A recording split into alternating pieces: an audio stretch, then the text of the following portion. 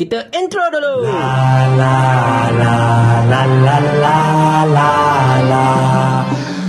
Kerajaan Pulau Pinang tak sedar diri ambil hak orang, lepas tu tak pernah bayar langsung. Tiba-tiba pula nak kontrol hak orang lain yang dirembat tu. Memang korang ni dasar Zionis tak tahu malu ke apa? Itu namanya diktator.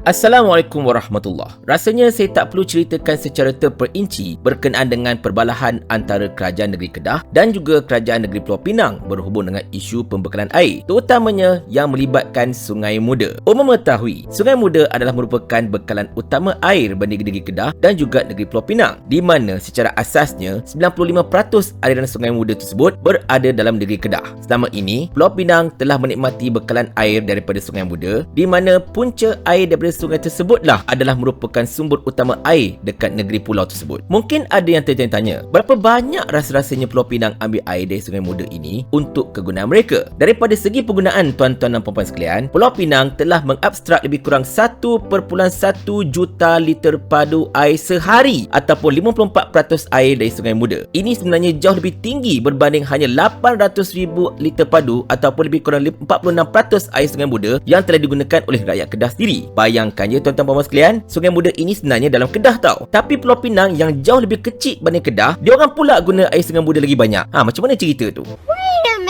Jadi apa yang Pulau Pinang buat dengan air Sungai Muda yang banyak-banyak tu? Rupanya selama ini, Pulau Pinang telah meraih keuntungan yang sangat-sangat lumayan dengan menjual air terawat yang bersumber dari Sungai Muda dekat Kedah itu kepada sektor industri, perkapalan dan juga premis-premis perniagaan berdasarkan kepada tarif komersial. Yelah, kita pun tahu, Pulau Pinang kan banyak kawasan kilang dengan kawasan industri. Sudah tentulah banyak pengguna air dekat situ, betul tak? Tapi kan, Pulau Pinang dah ambil air dari Sungai Muda. Sungai Muda ini macam kita tahu dalam negeri Kedah. Kerajaan Kedah selama ini telah menanggung kos memelihara hutan dekat kawasan tadahan seluas 341,000 hektar dekat Ulu Muda dan juga menyelenggara Sungai Muda yang sepanjang 178 km di dalam wilayah negeri Kedah. Yang kita tahu memang bukan sikit jumlah yang terlibat dekat situ, tuan-tuan dan puan-puan sekalian. Dan selain daripada kos memelihara hutan dan juga sungai dan sebagainya, Kerajaan Kedah juga menanggung kerugian disebabkan sekatan pembalakan di dalam kawasan tadahan itu. Ini menyebabkan Kerajaan Negeri Kedah telah kehilangan hasil yang besar. Rakyat Kedah tak dapat nikmati hasil balak dekat negeri Kedah ini. Dan lebih mencengkam lagi, walaupun air Sungai Muda ini majoritinya diabstrak oleh Pulau Pinang, syarikat air Darul Aman ataupun SADA, iaitu operator air terawat milik Kerajaan Negeri Kedah, terpaksa membayar 3 sen bagi setiap liter air yang telah diabstrak daripada mana-mana sumber air di dalam negeri itu kepada Lembaga Sumber Air Negeri Kedah ataupun LSANK bagi menampung kos pemeliharaan sumber air yang ditanggung oleh kerajaan negeri, dan ini termasuklah air yang diabstrak oleh Pulau Pinang.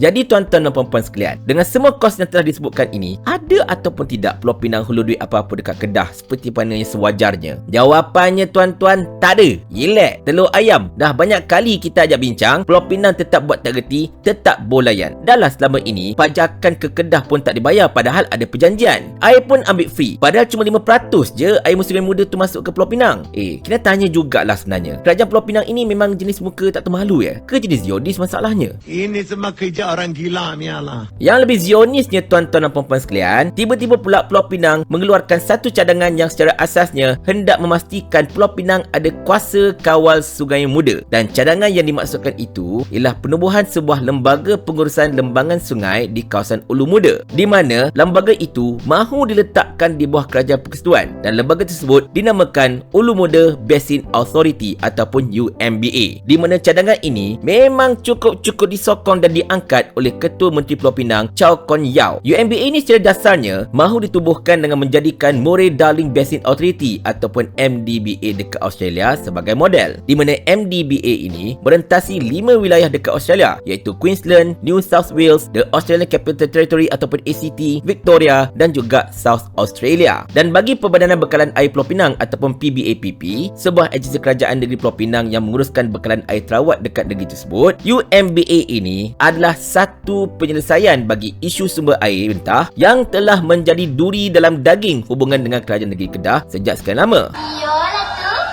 Tapi itulah dia tuan-tuan dan puan-puan sekalian. Dia punya cadangan nak selesaikan isu ialah dengan nak masuk campur urusan pembekalan air dekat negeri Kedah. Lagilah orang mengamuk masalahnya. Tu yang Sanusi siap kata apa tau? Sesiapa yang nak masuk campur dalam urusan pentadbiran negeri Kedah kena langkah mayat saya dulu. Dan secara asasnya memang patutlah Sanusi kata macam tu pun. Untuk pengetahuan anda, ada 3 perkara yang memang jadi kuasa mutlak negeri-negeri, iaitu satunya bab agama Islam, yang keduanya urusan tanah dan yang ketiganya urusan air. Jadi secara tak langsung sebenarnya UMBA ini sebenarnya telah menceroboh hak negeri Kedah tau. Sedikit pengetahuan am untuk kita semua tuan-tuan dan puan-puan sekalian. Mengikut prinsip riparian yang diguna pakai di peringkat antarabangsa, had pengabstrakan ataupun penggunaan air daripada sesuatu sumber yang mengalir merentas sempadan negeri ataupun negara adalah mengikut keluasan kawasan lembangan sungai yang berada di dalam wilayah negeri ataupun negara berkenaan. Selain itu, air mentah yang diabstrak daripada sumber ataupun sungai itu juga hanya boleh digunakan di dalam kawasan di mana ia dilalui dan tidak boleh digunakan untuk kawasan-kawasan di luar wilayah yang dilalui sungai ataupun sumber tersebut. So dalam konteks negeri Pulau Pinang ini tuan-tuan dan puan sekalian, hanya 5%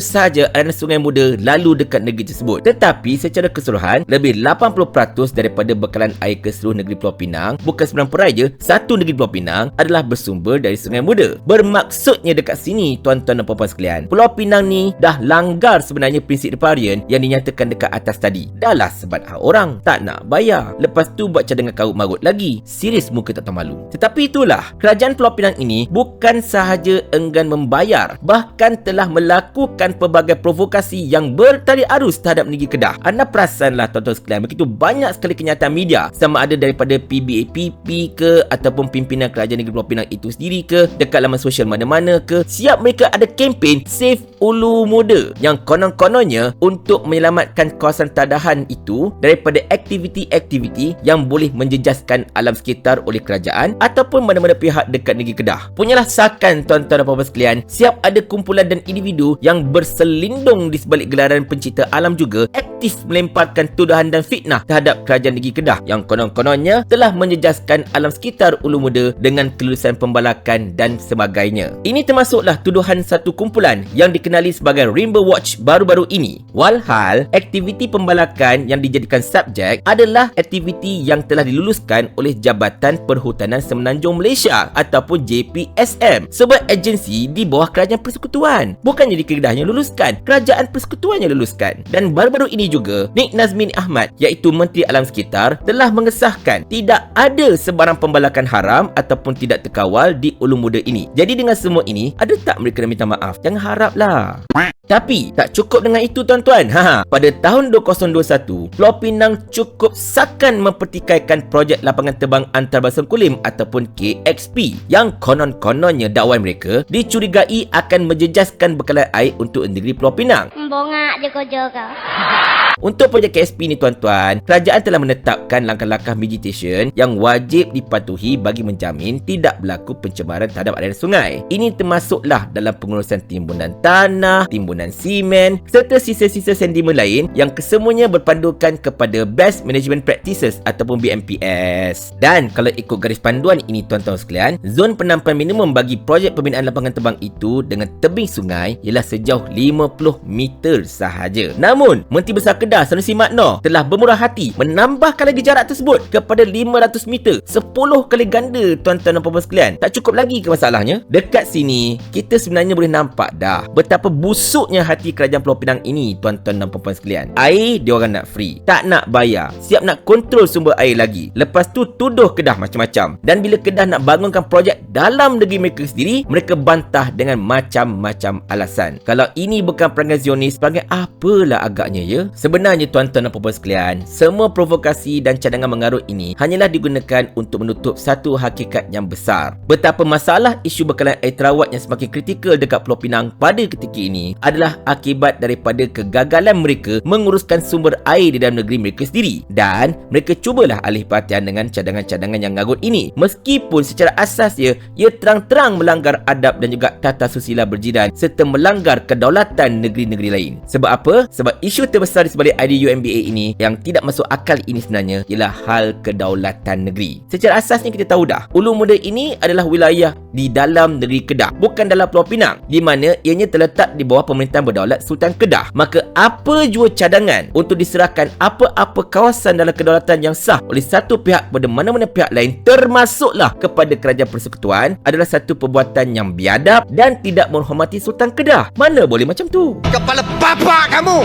Jadi dengan semua ini tuan-tuan dan puan sekalian, maka kita sangat-sangat faham mengapakah Sanusi menyebut langkah mayat saya dahulu. Secara asasnya itu memang amaran yang sangat-sangat common lah, sekaligus satu penzahiran tanggungjawab beliau selaku pemimpin kerajaan negeri Kedah untuk mempertahankan kedaulatan pemerintah dan juga rakyat Kedah itu sendiri. Dan amaran itu sebenarnya sangat-sangat wajar untuk membalas keangkuhan pemimpin kerajaan Pulau Pinang sejaklah dahulu sampailah sekarang. Diorang ni bukan sekadar tak nak bayar apa-apa tau, tapi tak pernah rasa malu, tak tahu malu untuk mempersoalkan, hendak membantah serta mencetuskan kacau ganggu terhadap hak-hak kerajaan negeri Kedah untuk rakyat Kedah itu sendiri. Dan kepada Datuk Seri Sanusi, jika selepas ini Pulau Pinang terus berdegil, terus buat muka tak tahu malu, terus buat kekek white mereka, walaupun kita dah bagikan amaran, rasanya lepas ni Datuk Seri bolehlah tanya soalan ini pula pada mereka.